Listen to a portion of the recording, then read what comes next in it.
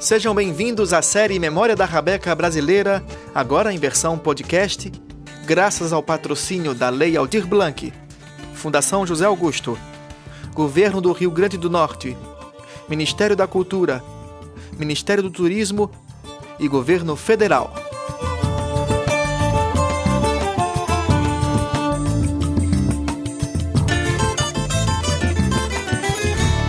Capítulo 7. A Rabeca fala ou cala o português?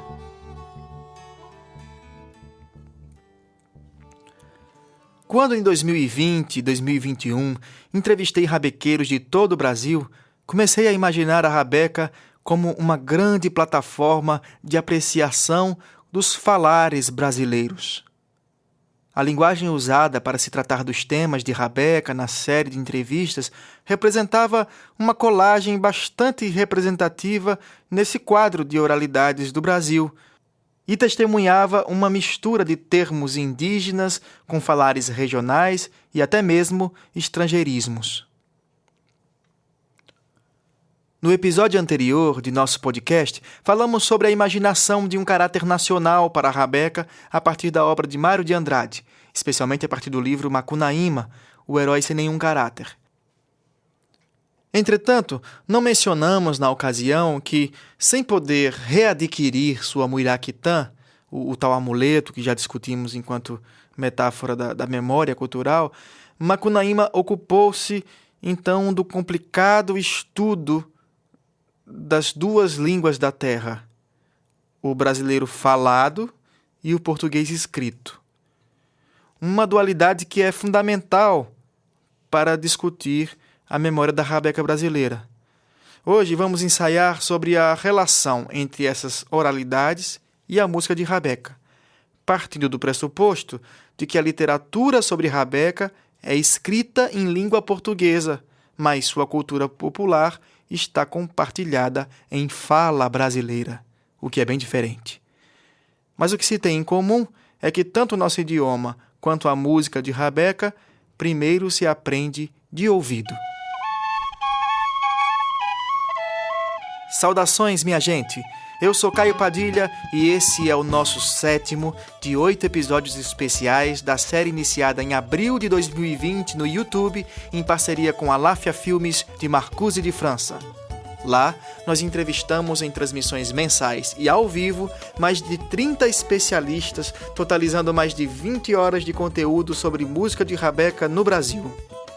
A trilha e o texto original deste episódio podcast é de minha autoria e tem trabalhos técnicos e edição de áudio de Rafael Gomes.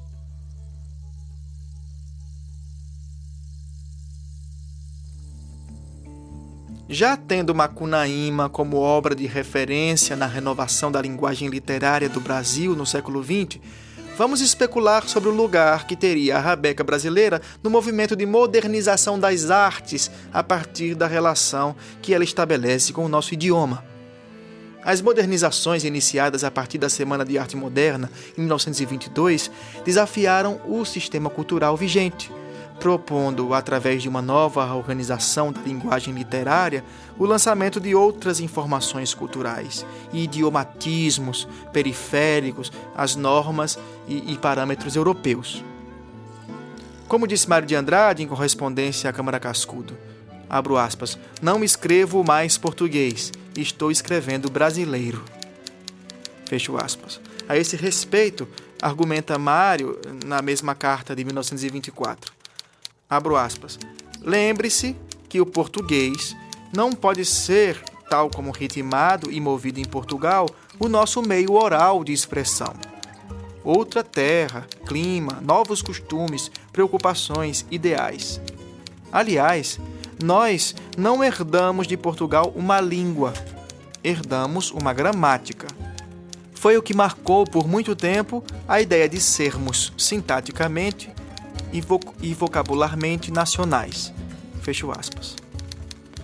Parafraseando Mário de Andrade, para o nosso interesse temático aqui, diríamos que na expressão de nossa música, nós herdamos a língua e a gramática de um instrumento português, violinado, vamos dizer assim. mas a sintaxe e o vocabulário desse idioma seriam movidos e ritmados pelas rabecas brasileiras e todos os seus sotaques musicais, por exemplo. É apenas uma hipótese. No século XX, com a emergência de novas circunstâncias socioculturais para expressão artística, a rabeca encontra terreno representativo de novas atitudes, novos gestos e até mesmo novo vocabulário musical.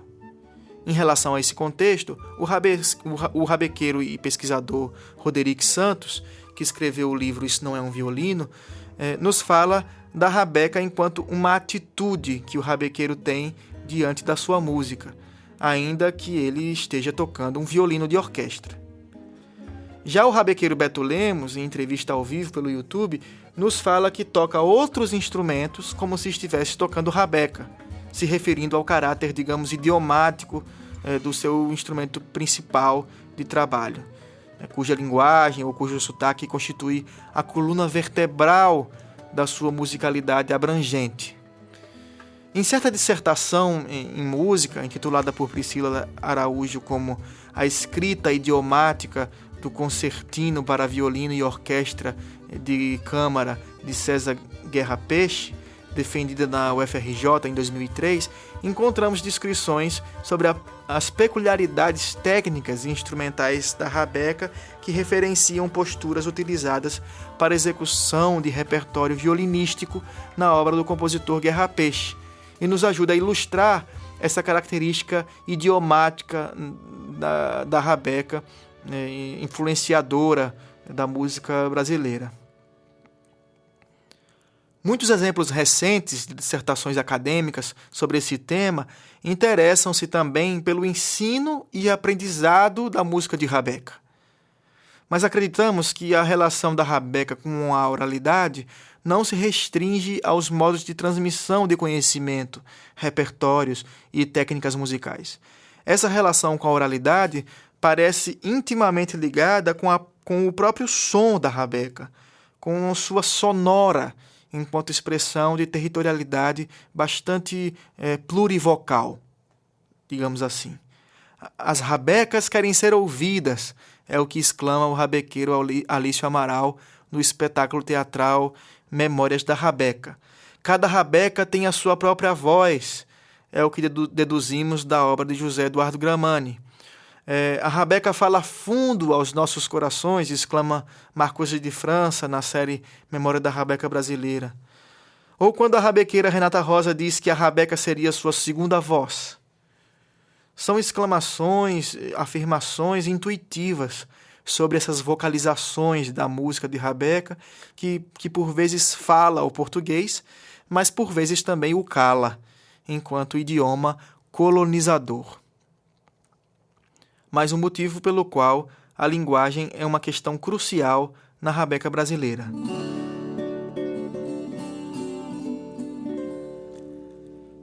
Se o idioma oficial do Brasil se difundiu em nosso território a partir da colonização portuguesa, tal como também se afirma em relação à difusão da rabeca brasileira, deveríamos investigar por qual razão a incidência e a apropriação da rabeca em outros países de língua portuguesa é tão diferente da nossa.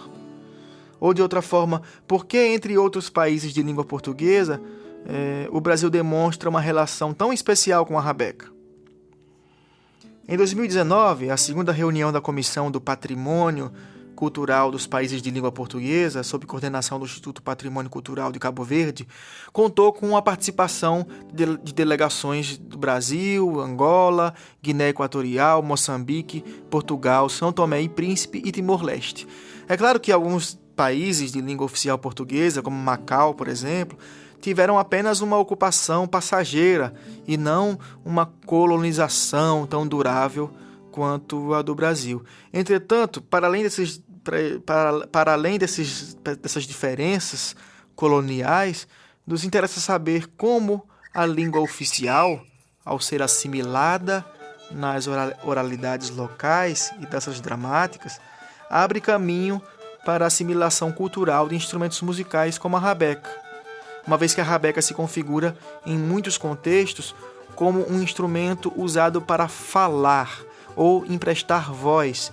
Vide o exemplo que já demos de Fabião das Queimadas no Brasil e outros casos que também podem ser citados em Moçambique, onde o senhor Macaula Chombo Naula cantava em sua rabeca de cabaça, ou no Timor-Leste, onde se celebra o poeta e músico de rabeca Abé Barreto como referência.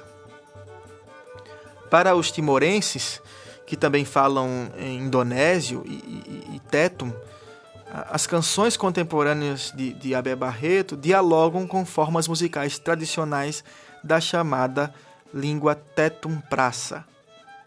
A musicalização da oralidade, nesses casos, acabam por denunciar hierarquias e formas de autoritarismo manifestas na língua portuguesa e seus divisionismos pós-coloniais. Por essa razão nos interessa as ocasiões em que a rabeca fala, mas também aquelas ocasiões em que a rabeca cala o português lusitano, emprestando voz a diversos falares que exigem do interlocutor determinadas vivências do contexto cultural específico.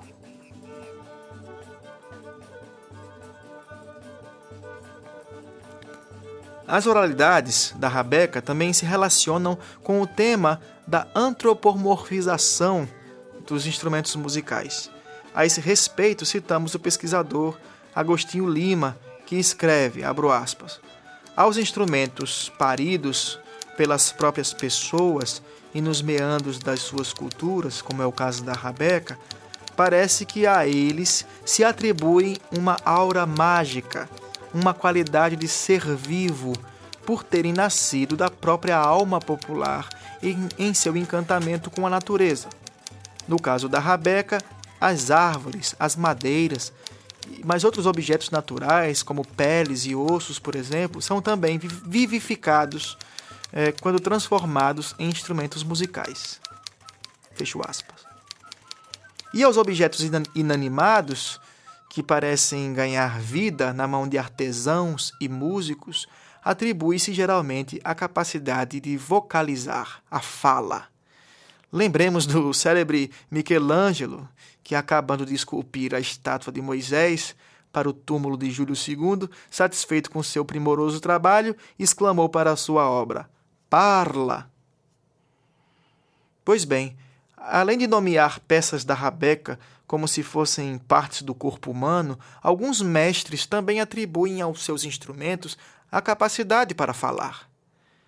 A pesquisadora Kilsa Sete relata, por exemplo, em sua pesquisa, que após afinar a rabeca, um certo rabequista caiçara comentou: "Agora sim, ela está falando bem".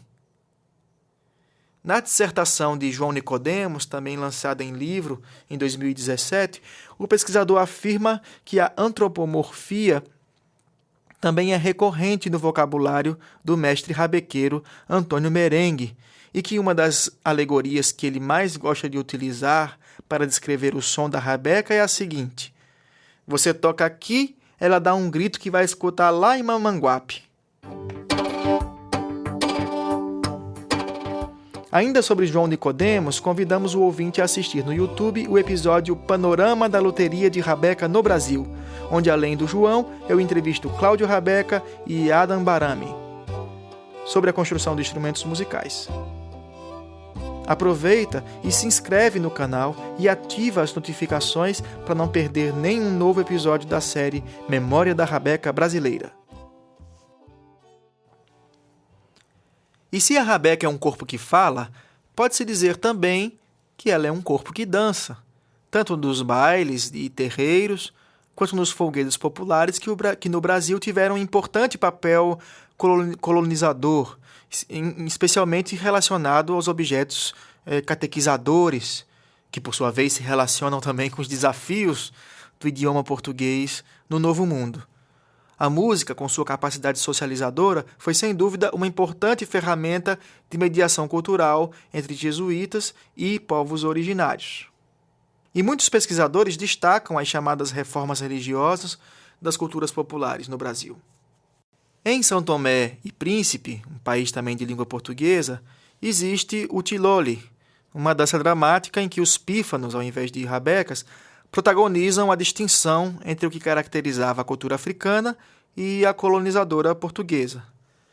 Nesses casos de folguedos coloniais, instrumentos musicais participam do modo que determinados estratos culturais das oralidades encontram matrizes portuguesas do idioma colonizador.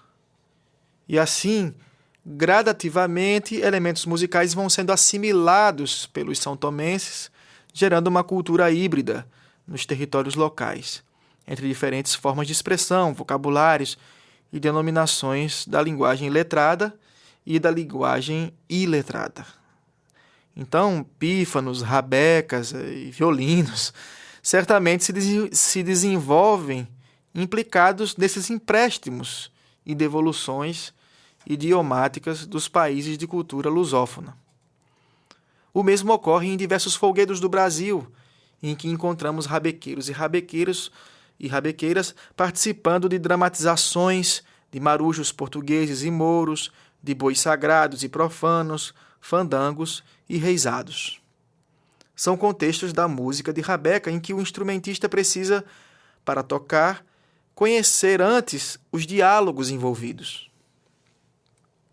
Mas não são apenas os cantares e dançares que indicam a relação especial da rabeca com a língua portuguesa.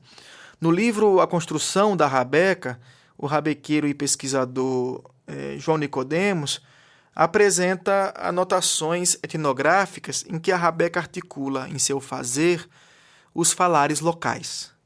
Falares intimamente ligados às idiosincrasias de mestre Antônio Merengue e seus saberes sobre madeiras, ferramentas e demais invenções artesanais. Ao lermos as descrições técnicas de manufatura da rabeca na pesquisa de Nicodemos, percebemos o envolvimento interessantíssimo de um discurso êmico, um linguajar nativo para se referir a todos os detalhes do universo da rabeca. De modo que, por exemplo, o estandarte, palavra europeia para designar certa peça do violino, que adquire no falar rabequeiro a denominação de diversos termos que vão além da designação oficial, né? Os mestres chamam o estandarte de lacraia, de banco, de pé, rabicho, suporte, repuxo, passaporte, etc.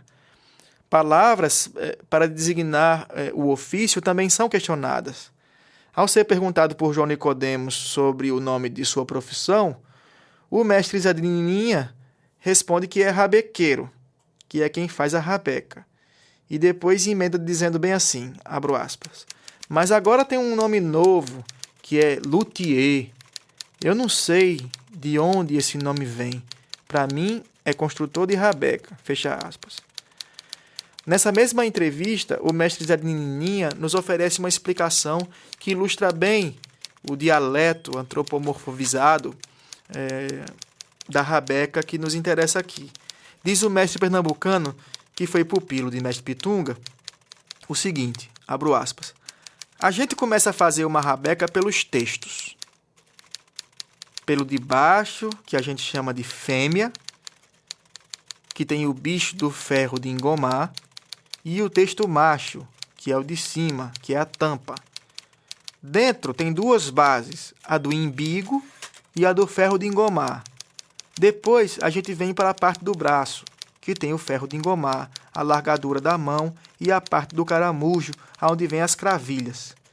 Depois dessas partes construídas, que são o sovaco, a bunda e o ombro, a gente chama a rabeca de um instrumento feminino, feme. Depois a gente alinha o braço com o texto para não ficar troncho. Depois vem a parte do aro, que é de genipapo cozinhado na água quente. Aí vem primeiro a bunda, o ombro e por último o sovaco, por causa da alma que fica dentro. Se eu não botar essa alma, ela não toca. Se não tem alma, não tem rabeca. Não tendo alma, não tem vida. Fecho aspas. A rabeca, enquanto objeto vivo, portanto, com suas orelhas e bocas, circunstancialmente cumpre papel mediador entre o falante e o seu falar. e, por isso, demanda uma ciência dos instrumentos musicais que leva em conta não apenas a classificação e a descrição física do instrumento musical, mas também o seu entorno humano, espacial e temporal. Ou seja, geografia, história, antropologia, linguística e outras disciplinas mais, todas trabalhando juntas para nos explicar como que palavras e rabecas atravessam tempos tão remotos e continuam a ser vocalizadas e tangidas em várias culturas espalhadas pelo mundo, África, Ásia, Europa e América. Tal postura de pesquisa pode aprofundar nossos conhecimentos sobre a rabeca brasileira e seu idioma, já que ambos devem estar implicados nas práticas de reconhecimento e fortalecimento das tradições culturais como forma de socialização e construção de identidade nos últimos anos. Como escreveu certa vez o rabequeiro Luiz Fiammingue, os últimos anos testemunharam um forte impulso no interesse pela rabeca, que, juntamente com seus pares instrumentais, que formam o depositório das tradições musicais mais profundas ainda existentes no Brasil, como viola caipira, os pífanos e toda a família dos instrumentos de percussão, ganhou os palcos e espaços urbanos, revelando a integridade de personalidades musicais como Nelson da Rabeca, Mestre Salustiano, Luiz Paixão, Ciba Veloso, Cláudio Rabeca, Gramani e muitos outros. Esses músicos colocaram em evidência o ofício do rabequeiro, anteriormente associado à imagem de incompletude e atraso, tendo como parâmetro o violino e a cultura erudita. Desafiando esses parâmetros, esses músicos mostraram que a rabeca tinha muito a falar na sua própria língua e que o seu dialeto poderia acrescentar novas faces para a imensa variedade já existente de música brasileira. Fecho aspas. Se músicos como Antônio Madureira, do Quinteto Armorial, consideram os padrões de musicalidade de um rabequeiro como uma língua na qual a composição musical é expressa, é porque aceitam que a música de concerto exige conhecimento de outra linguagem específica. Nessa perspectiva, a linguagem armorial dos anos 70 foi uma tentativa de compreensão consciente dos significados particulares da língua na tradição, que não seria tributária de concepções de língua dominadas pela prática escrita, próprias das partituras musicais e das formas canônicas do idioma lusitano. Eu sou o rabequeiro e pesquisador Caio Padilha e se você gostou desse conteúdo, compartilhe com outros amantes da rabeca e fique muito à vontade para mandar sugestões e críticas para o meu correio eletrônico emaildepadilha@gmail.com. E nos despedimos hoje com o nosso Momento Rabeca Livre Brasil, em que sugerimos um disco e um livro que possam instigar ainda mais os nossos temas. Hoje eu vou indicar o CD do grande rabequeiro Maciel Salu, de 2010, intitulado Mundo. O livro de hoje foi publicado em 1967 por Luiz da Câmara Cascudo, intitulado Mouros, Franceses e Judeus.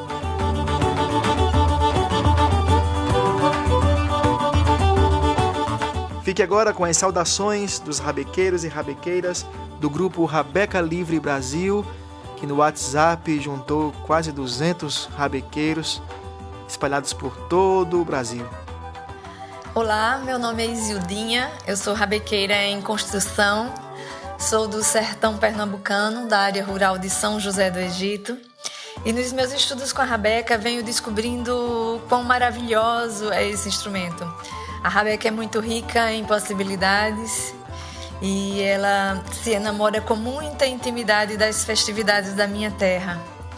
Ela casa lindamente com os nossos ritmos, como a ciranda, o coco, o maracatu, o frevo, o cavalo marinho e o forró, onde ela já é muito tradicional, mas também o samba de latada. E nesses estudos eu tenho trazido a rabeca também para junto das nossas tradições religiosas, que não deixam de ser também festivas, como os cantos das benzedeiras, os cantos das lavadeiras, os benditos dos peregrinos, o reizado, as bandas de pífanos, porque a tradição religiosa é algo muito forte no nosso sertão, faz parte da nossa identidade, da nossa cultura. Então permeia toda a nossa arte. E esta é a minha vereda com a rabeca. O meu propósito é cultivar a arte da minha terra, a cultura de minha gente, levando a rabeca para mais pessoas, poder tocar não só em palcos, mas nas ruas, nas praças, nas feiras, nos becos, na área rural. E, enfim, este é o roçado da minha inspiração com a rabeca. Esta é a minha lavoura e aqui os frutos são todos doces. Meu nome é Renato Tapuio, sou rabequeiro, Natal, Rio Grande do Norte. Construo as rabequinhas que eu toco, também envio a rabeca para todo o Brasil e tenho um trabalho junto com um sanfoneiro e 2 percussionistas, um trabalho onde coloco minhas autorias e músicas também da cultura popular. A gente faz som na rua, em vários lugares. E é isso, vamos se unir para fortalecer essa cultura que é tão linda e tão forte, ancestral, que é a rabeca. Salve, salve, rabequeiros do Brasil. Me chamo Rafael Souza, sou tocador de rabeca aqui de Natal, Rio Grande do Norte. Eu já toco rabeca há uns 6 anos, mais ou menos. Já participei de grupos tocando rabeca, já dei aula a um grupo específico de rabeca no IFRN. Em minhas aulas como professor de música, eu boto a rabeca como tema.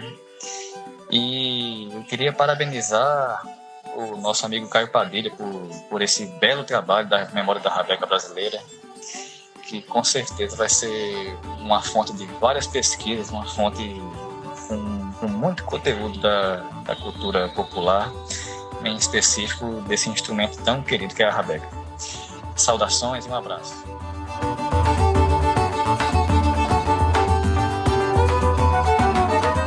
Essa série especial de podcasts está sendo viabilizada graças ao patrocínio da Lei Aldir Blanc, Fundação José Augusto, Governo do Rio Grande do Norte, Ministério da Cultura, Ministério do Turismo e Governo Federal.